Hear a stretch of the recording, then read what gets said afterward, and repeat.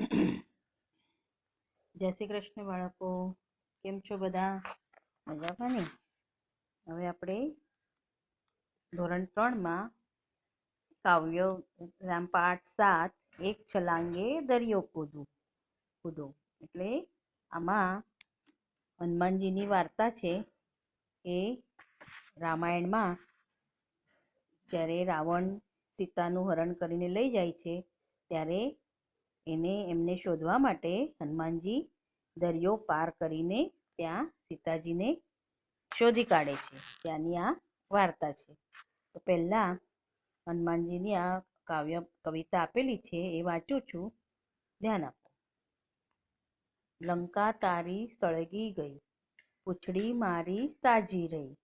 એટલે કે તારી લંકા આખી સળગી ગઈ અને પૂંછડી મારી સાજી જ રહી. તેલ પણ તારું ગાભા તારા, તેલય તારું અને ગાભા એટલે કે ચિંધીઓથી જે સળગાવી હતી, પૂંછડીને બાંધી હતી ચિંધીઓ, પછી એ પૂંછડીને સૈનિકોએ સળગાવી દીધી રાવણના આદેશથી. તો એ આખી લંકા એમને બાળી કાઢી હનુમાનજીએ.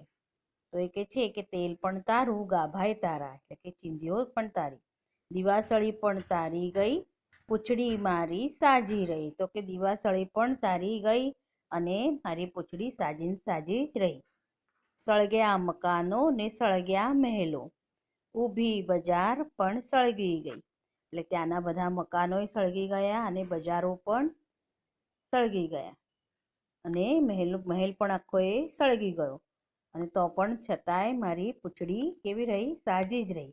જુઓ ચિત્રમાં હનુમાનજી બારીમાંથી આવે છે અને એમના મમ્મી જે અંજની એ રસોઈ બનાવે છે. એટલે આગળ વાર્તા આવશે ત્યારે જોઈશું.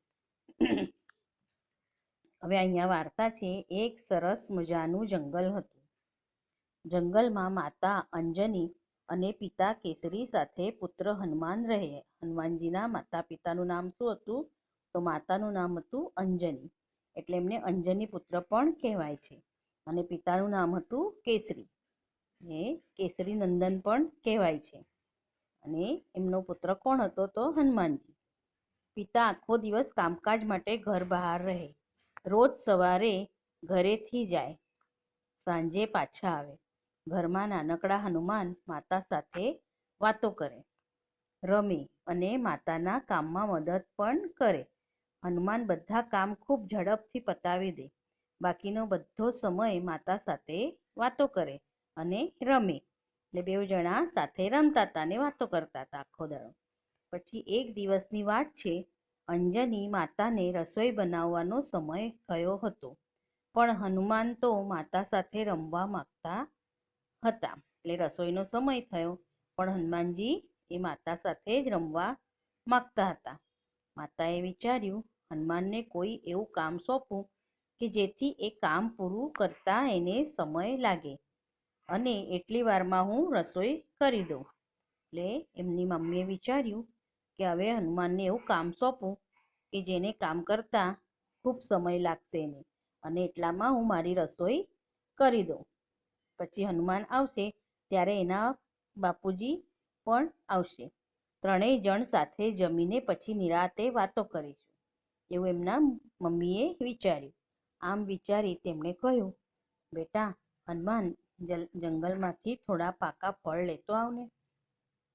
એટલે હનુમાનજીને એમણે કીધું કે બેટા જંગલમાંથી થોડા પાકા ફળ લેતો આવને. તો હનુમાનજીએ કીધું કે જી માતાજી. એવું કહીને હનુમાને જવાબ આપ્યો. હનુમાન તો ઘરની બહાર નીકળ્યા અને પોતાના જમણા હાથનો અંગૂઠો પકડ્યો. એટલે ઘરની બહાર નીકળ્યા અને જમણા હાથનો અંગૂઠો એમણે પકડ્યો. અરે આ શું? હનુમાન તો મોટા ને મોટા થવા લાગ્યા, હાથ પણ લાંબા ને લાંબા થવા લાગ્યા. પોતાનો હાથ લંબાવીને દૂરના ઝાડ પરથી પાકા ફળ તોડી લીધા. હજી તો માતા રસોડામાં ન ગયા ત્યાં તો ફળ હાજર. એટલે માતા રસોડામાં ગયા ન ગયા ત્યાં તો ફળ એમના હાથમાં હાજર. તો હનુમાનજીએ એવું કર્યું કે જમણા હાથનો અંગૂઠો દબાયો એટલે એમની જે કાયા હતી એ મોટી ને મોટી થવા લાગી અને હાથ પણ લાંબો ને લાંબો થતો ગયો. એવી રીતે એમણે સામેના ઝાડમાંથી જેટલા પણ પાકા ફળ હતા એ બધા તોડી લીધા. અને મમ્મી હજુ રસોડામાં ગઈ જ નથી અને ત્યાં એ હનુમાનજી ત્યાં પાછા હાજર ફળ લઈને. તો મમ્મી કહે, હે, આટલી વારમાં પાકા ફળ આવી ગયા? તારા બાપુ લાવ્યા? એવું પૂછ્યું. તો હનુમાનજીને કંઈ જવાબ નહીં આપ્યો. એટલે કીધું, એમને કંઈ જવાબ જ નહીં આપ્યો. એ તો મરક મરક હસતા રહ્યા, એટલે કે ધીરે મોઢું હલાવીને હસતા રહ્યા. માતાજી વાત સમજી ગયા. એટલે માતાજી પછી સમજી ગયા. સમજી, મને ખબર છે, જમણા હાથનો અંગૂઠો પકડીને તને મોટો થતા આવડે છે. એટલે કે જમણા હાથનો અંગૂઠો પકડીને તું મોટો થાય છે. એટલે ચાલો ને માં, આપણે કંઈ રમીએ. હનુમાને વિનંતી કરતા કહ્યું. એટલે મમ્મીને એવું કીધું કે ચાલો ને આપણે હવે રમીએ. ના બેટા, હમણાં તારા બાપુજી આવશે. મમ્મીએ એવું કીધું કે ના બેટા, હમણાં તારા બાપુજી આવશે, એમના માટે જમવાનું બનાવવાનું બાકી છે. જમીને પછી આપણે રમીશું. તો હનુમાનજી તો નાના હતા એ વખતે, એ જીદ કરતા હતા, ના, મારે તો અત્યારે જ રમવું છે. એવું કરીને એમને જીદ કરી. તો મમ્મી કહે, ઠીક છે, તું એકલો એકલો બહાર રમ, હું ઘરમાં રસોઈ બનાવું, પણ જોજે પાછો વારે વારે ઘરમાં આવીને મને હેરાન ન કરતો. એ મમ્મીએ એવું કીધું કે ઠીક છે, તારે રમવું છે ને તો તું એકલો એકલો બહાર રમ્યા કર, પણ મને વારે ઘડીએ ઘરમાં આવીને હેરાન ના કરતો. તો હનુમાને જવાબ ન આપ્યો, માત્ર મરક મરક હસ્યા, એટલે કે ગાલમાં ને ગાલમાં હસ્યા. કંઈ જવાબ નહીં આપ્યો એમને. તું એમ નહીં માને, લાવ ઘરની જાળી બંધ કરી દઉં. એટલે મમ્મીને ખબર હતી કે હનુમાનજી એવું કંઈ માને એવા નહોતા, એટલે જીદ કરતા હતા. એટલે એમને શું કીધું કે ઊભો રહે, કે હું હવે ઘરની જાળી બંધ કરી દઉં છું, પછી કેવી રીતે આવીશ. એવું કરીને એમને ઘરની જાળી બંધ કરી દીધી. એમ કહીને માતાએ જાળી બંધ કરી અને રસોઈ કરવા બેઠા. એટલે તે રસોઈ કરવા એના મમ્મી બેસી ગયા. તો હનુમાન ઘરની બહાર અને માતાજી અંદર. હનુમાનજી ઘરની બહાર હતા, એમના મમ્મીજીએ જાળી બંધ કરી દીધી, એટલે મમ્મી અંદર હતા. માતાજી રોટલી બનાવતા જાય અને છાબડીમાં મૂકતા જાય. થોડી વાર પછી માએ છાબડીમાં જોયું તો એક પણ રોટલી નહીં. એટલે એ શું કર્યું, એમને છાબડીમાં રોટલી મૂકતા હતા અને એટલામાં હનુમાનજી ત્યાં આવી ગયા અને રોટલી ખાતા હતા. એટલે થોડી વાર પછી છાબડીમાં જોયું તો એક પણ રોટલી નહોતી બચી. તો આજુબાજુ જોયું પણ કોઈ દેખાયું નહીં. એમને આજુબાજુ જોયું કે કોઈ છે અહીંયા, તો એ નહીં દેખાયું. માને વહેમ પડ્યો, એટલે મોટા અવાજે બૂમ પાડી, હનુમાન, એવું કરીને બૂમ પાડી. તો હનુમાને બહારથી જ કહ્યું, હા માં, જો મને ખબર છે કે રોટલી તે જ ખાધી છે, પણ મને એ કહે કે તું અંદર આવ્યો કેવી રીતે? આવ્યો અને ક્યારે આવ્યો? એવી રીતે આ ચિત્રમાં જુઓ છે ને, મમ્મી રોટલી બનાવે છે અને હનુમાનજી નાના રૂપમાં બારીના સળિયામાંથી અંદર આવી જાય છે અને એમને આ જાળીના સળિયામાંથી અંદર આવી ગયા અને એમણે બધી રોટલી ધીરે ધીરે કરીને ખાઈ લીધી. એટલે એમના મમ્મી પૂછે છે કે અહીંયા આય હનુમાન, મને પહેલાં કે તું રોટલી તે જ ખાધી છે ને, પણ મને એ કહે કે તું અંદર આવ્યો કેવી રીતે અને ક્યારે આવ્યો? તો મરક મરક હસીને હનુમાને કહ્યું, અંગૂઠો પકડીને મોટા થવાય એમ ટચલી આંગળી પકડું તો નાના પણ થવાય છે.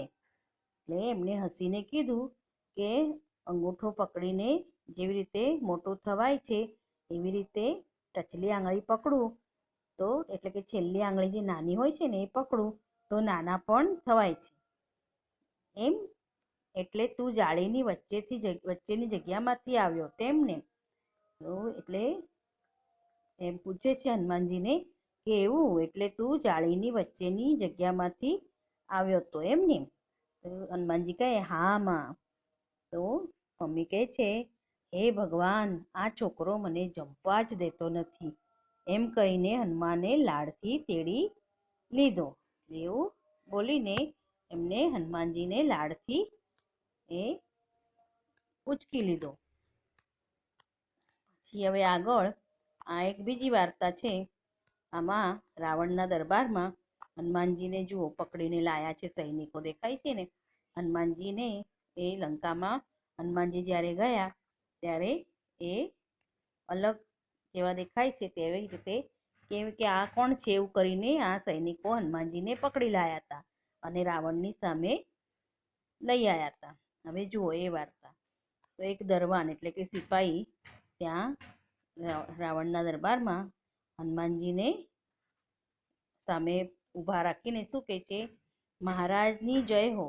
મહારાજ, કેટલાક સૈનિકો એક વાનર જેવા માણસને લઈ સભાગૃહમાં આવવાની રજા માગે છે. એટલે એક દરવાન જ્યાં હતો ત્યાં આગળ આવીને એમને કીધું રાવણને કે મહારાજ એક સૈનિક વાનર જેવા માણસને અહીંયા સભાગૃહમાં લઈ આવવાની રજા માગે છે, એટલે કે પરવાનગી માગે છે. તો રાવણ કહે આવવા દો. પછી 4-5 સૈનિકો હનુમાનને એક દોરડાથી બાંધીને લાવે છે. જુઓ ચિત્રમાં દેખાય છે ને, 4-5 સૈનિકો હનુમાનજીને દોરડાથી બાંધીને લાવે છે, કારણ કે એમનામાં બળ ખૂબ હતું હનુમાનજીમાં તો. એટલે એ એકથી તો પકડાય જ નહીં, 1-2થી પકડાય જ નહીં, એટલે એમને 4-5 સૈનિકો પકડીને દોરડાથી બાંધી દીધું અને પછી લઈ આવ્યા. તો રાવણ એમની સામે જુએ છે. પછી રાવણ કહે છે, અરે આ કોણ છે? નથી માણસ કે નથી વાંદરો, એને અહીં શું કામ લાવ્યા છો? શું કામ છે? એટલે આ કોણ છે? આ માણસે નથી લાગતો અને વાંદરોય નથી લાગતો, તો આ કોણ છે? અને અહીં શું કામ લાવ્યા છો એને? તો હનુમાન કહે કે હું વાનર છું. વા એટલે થોડું અને નર એટલે મનુષ્ય. હું થોડો મનુષ્ય જેવો છું. એટલે સૈનિક કહે, મહારાજ આ બહુ તોફાની છે. એ આપને મળવાની જીદ કરતો હતો. એ પોતે દરિયા પારથી આવ્યો છે એમ કહે છે. એ રાવણને એક સૈનિક કહે છે, મહારાજ આ બહુ તોફાની વાનર છે. એ આપને મળવાની જીદ કરતો હતો. એ પોતે આખો દરિયો પાર કરીને આવ્યો છે એવું કહે છે. તો રાવણ કહે, બોલ વાનર, શું કામ છે? તો હનુમાન કહે, મારે કશું કામ નથી. આ તમારા સૈનિકો મને પકડી લાવ્યા છે. તો સૈનિકો કહે, મહારાજ આ માણસે આખી અશોક વાટિકા ખેદાન મેદાન કરી નાખી છે. બધા ઝાડ પરથી બધા ફળ ખાઈ ગયો. એટલે અશોક વાટિકા હતી લંકામાં, જ્યાં બધા ફળોના ઝાડ હતા અને વાનર આટલો દરિયા પાર કરીને હનુમાનજી આવ્યા હતા તો એમને ભૂખ બહુ લાગી હતી. તો ત્યાં એમને ઝાડના બધા ફળ તોડીને ખાઈ લીધા. એટલે પેલા સૈનિકો એમને હનુમાનજીને પકડીને રાવણની સામે લાવે છે. એટલે કહે છે કે આ હનુમાનજી એટલે કે આ વાનરે આખી અશોક વાટિકા ખેદાન મેદાન કરી નાખી છે. એટલું જ નહીં, કેટલાક ઝાડ પણ મૂળમાંથી ઉખેડી નાખ્યા. એટલે કે આ વાનરે કેટલાક ઝાડ પણ મૂળમાંથી ઉખેડી કાઢ્યા છે, કે એટલો જોર છે આ વાનર. તો હનુમાન કહે, એ બધા તો સૂકા ઝાડ હતા, એટલે કે સુકાઈ ગયા હતા, એટલે એ મેં ઉખેડી કાઢ્યા હતા. તો રાવણ કહે, અરે મૂર્ખ વાનર, વચ્ચે ન બોલ. હવે કહે તે શા માટે તોફાન કર્યું? તું દરિયા પારથી આવ્યો છે એ વાત સાચી છે? એટલે રાવણ એમને સવાલ પૂછે છે. તો હનુમાનજી કહે કે હા. રાવણ કહે, પણ આવડો મોટો દરિયો ઓળંગીને કેવી રીતે આ લંકામાં પ્રવેશ કરી શકે? કે આટલો મોટો દરિયો તો જોયો છે ને તમે, કેટલો મોટો દરિયો હોય છે. એક જગ્યાએ એક કિનારેથી બીજો કિનારો તો દેખાતો જ નથી. એટલો મોટો દરિયો એ તું ઓળંગીને લંકામાં પ્રવેશ કેવી રીતે કર્યો? તો હનુમાનજી કહે, જુઓ મહારાજ, એ જાણવું હોય તો મને પણ તમારા મંત્રીઓ બેઠા છે એવા આસન પર બેસાડો, પછી કહું.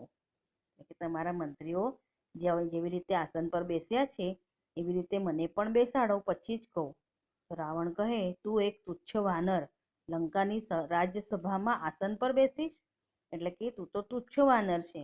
આ બધા મંત્રીઓ અહીં લંકાના મંત્રીઓ છે, એટલે કે તું આસન પર બેસીશ? તો હનુમાન કહે, ના, હું પ્રભુ શ્રી રામનો સેવક છું. રામદૂત તરીકે આપની સામે ઉપસ્થિત છું. અત્યારે આપનો મહેમાન છું, એટલે આસન તો આપવું જ પડે. એટલે એમને રામનું નામ જ્યારે સાંભળ્યું તો એ હનુમાનજી એમને રાવણને કીધું કે હું તો પ્રભુ શ્રીરામનો સેવક છું, એટલે કે એમનો દાસ છું. રામદૂત તરીકે આપની સામે ઉપસ્થિત છું, એટલે કે એમનો દાસ, એમનો દૂત બનીને હું તમારી સામે આવ્યો છું. અત્યારે હું તમારો મહેમાન છું, એટલે આસન તો આપવું જ પડે ને. તો રામનું નામ સાંભળીને રાવણ વધુ ગુસ્સે થયો. રામનું નામ જે બોલ્યા તો એ વધુ ગુસ્સે થઈ ગયો.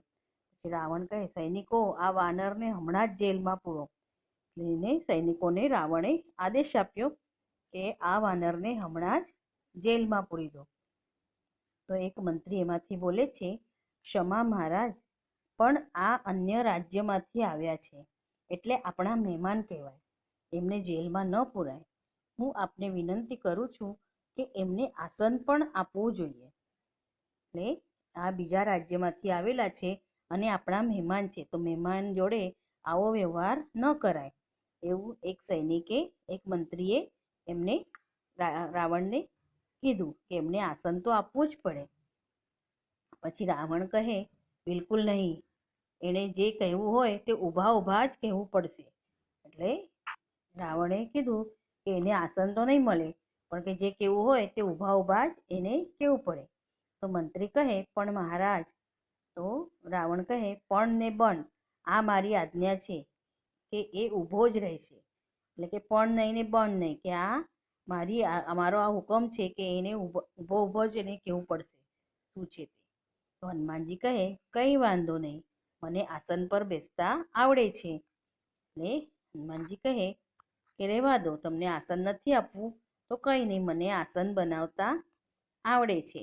તો આમ કહી હનુમાને પોતાના હાથની એક આંગળી ખેંચી અને પૂંછડી લાંબી થવા માંડી. એમની પૂંછડી એક હાથની આંગળી ખેંચી એટલે જેટલી ખેંચી એટલે લાંબી એમની પૂંછડી થવા માંડી. પૂંછડીને ગોળ ગોળ ગુંગળા જેમ ગોઠવવા માંડી. પૂંછડી ખૂબ લાંબી થઈ એટલે રાવણ કરતાં પણ ઊંચું આસન થયું. હનુમાન તો કૂદકો મારીને એની પર બેસી ગયા. રાવણ ગુસ્સાથી લાલચોળ થઈ ગયો. જુઓ, ચિત્રમાં દેખાય છે ને, એમની પૂંછડી જેટલી લાંબી કરી અને એટલું એ ગોળ આસન એ બનાવી દીધું એમણે. અને પછી રાવણ કરતાં પણ ઊંચું આસન થઈ ગયું અને એના પર કૂદકો મારીને હનુમાનજી બેસી ગયા. અને એવું એ જોઈને રાવણ વધારે ગુસ્સે થયો, એટલે ગુસ્સાથી લાલચોળ થઈ ગયો. પછી રાવણ કહે, આ વાનરને તાત્કાલિક પકડી લો, એની પૂંછડી કાપી નાખો કે સળગાવી નાખો. એટલે રાવણે પછી એવો આદેશ આપ્યો કે આ વાનરને તાત્કાલિક એટલે તરત જ પકડી લો અને એની પૂંછડી કાપી નાખો કે સળગાવી નાખો. અને પછી મંત્રીઓ અને સૈનિકો હનુમાનની આવી શક્તિથી ડરી ગયા હતા. ડરી ગયા એટલે એમને એમ ઊભા રહ્યા. એટલે મંત્રીઓ તો અને સૈનિકો એ આ જોઈને આમેય ગભરાઈ ગયા હતા કે આ કોણ છે, વાનર છે કે ભગવાન છે કે આવી રીતે, અને એ ગભરાઈ ગયા હતા. એટલે રાવણે આદેશ કર્યો છતાં પણ એ કંઈ જ કરી શક્યા નહીં અને એમને એમ જ ઊભા રહ્યા. તો હનુમાન પોતાના પૂંછાસન પર બેઠા બેઠા હસતા રહ્યા. હનુમાનજી પોતાના પૂંછડીના આસન પર, પૂંછાસન એટલે પૂંછડીનું આસન જે બનાવ્યું હતું એના પર બેસીને હસતા હતા. રાવણ કહે, સૈનિકો, તાત્કાલિક મારી આજ્ઞાનું પાલન કરો, આ અભિમાની વાનરની પૂંછડી સળગાવી દો. રાવણ વધારે ગુસ્સે થયો અને તરત આદેશ આપ્યો કે સૈનિકો, તાત્કાલિક મારી આજ્ઞાનું પાલન કરો, આ અભિમાની વાનરની પૂંછડી સળગાવી દો. તો સૈનિકો ક્યાંકથી થોડા ગાભા ગોદડા લાવ્યા અને હનુમાનની પૂંછડી પર વીંટાળ્યા. ક્યાંકથી તેલ લાવીને એ ગાભા ગોદડા પર રેડ્યું. છેલ્લે દિવાસળીથી પૂંછડી સળગાવી. જેવી પૂંછડી સળગી કે તરત હનુમાને પોતાનું પરાક્રમ શરૂ કર્યું. લાંબી પૂંછડીનો છેડો જુદી જુદી જગ્યાએ અડકાવવા માંડ્યો. ઘડીકમાં આ ખૂણે તો ઘડીકમાં પેલા ખૂણે આખી રાજ્યસભામાં ભાગમભાગ થઈ ગઈ. હનુમાન તો સળગતી પૂંછડી સાથે ત્યાંથી કૂદીને રાજમહેલના બીજા મકાનો તરફ ગયા. ત્યાંથી બજાર બાજુ ગયા. જ્યાં ગયા ત્યાં આગ લાગવા માંડી. લંકાના રાક્ષસો નાસભાગ કરવા લાગ્યા. સૈનિકો એક જગ્યાએ આગ ઓલવે ત્યાં હનુમાન બીજી જગ્યા જગ્યાએ પૂંછડી અડકાડે. ઠેક ઠેકાણે આગ લાગી. હનુમાન તો હસતા જાય, આગ લગાડતા જાય ને ગાતા જાય. લંકા તારી સળગી ગઈ, પૂંછડી મારી સાજી રહી. તેલ પણ તારું, ગાભા તારા, દિવાસળી પણ તારી ગઈ. પૂંછડી મારી સાજી રહી, સળગ્યા મકાનો ને સળગ્યા મહેલો. ઊભી બજાર પણ સળગી ગઈ, પૂંછડી મારી સાજી રહી. એટલે આવી રીતે જ્યારે સૈનિકોએ હનુમાનજીની પૂંછડીને ગાભા ગોદડા લગાવ્યા અને એમાં તેલ નાખ્યું અને એને સળગાવી દીધી, તો હનુમાનજીએ શું કર્યું કે હનુમાનજીએ લંકામાં બધી જગ્યાએ એમનું પરાક્રમ દેખાડ્યું. એટલે કે પૂંછડીનો છેડો લાંબો કર્યો અને એ પૂંછડી બધી જગ્યાએ અડાઈને એ મકાનો, મહેલો જે હતું, બજાર, એ બધું એમને બાળી કાઢ્યું. ને આવી રીતે પોતે હસતા હસતા જાય ને ઠેક ઠેકાણે આગ લગાડતા જાય. સૈનિકો એક આગ બુઝાડે તો બીજી જગ્યાએ તરત આગ લગાડી દે. એટલે એવી રીતે હનુમાનજીએ પછી આવી રીતે કરામત કરી અને આખી લંકા એવી રીતે એમણે સળગાવી દીધી. આવી રીતે આ પાઠ અહીંયા હવે પૂરો થાય છે.